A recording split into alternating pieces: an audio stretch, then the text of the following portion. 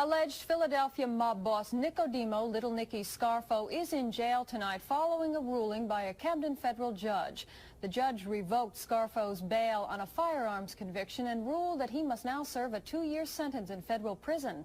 Brenda Flanagan reports. Scarfo returned to the Camden Federal Building this morning for the continuation of bail revocation hearings before U.S. District Court Judge Stanley Brotman. The hearings convened yesterday at the request of Robert Stewart, Chief Prosecutor for Newark's Organized Crime Strike Force, who had Scarfo arrested by FBI agents on a federal bench warrant and immediately brought to court. The alleged mobster had been out on bail for over a year, pending an appeal of his April 1981 conviction on firearms possession. Today, Stewart again argued Scarfo had violated bail restrictions by associating with known criminals.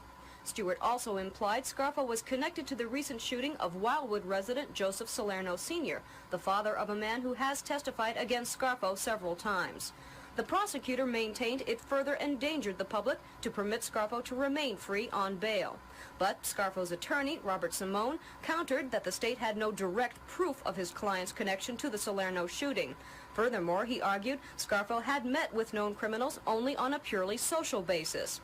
Although he agreed there was no sound evidence linking Scarfo to the shooting, Judge Brotman ruled Scarfo had knowingly associated with criminals, thus violating a specific condition set when Scarfo posted bail last year. He revoked that bail, and Nicky Scarfo was later led from the courthouse in handcuffs.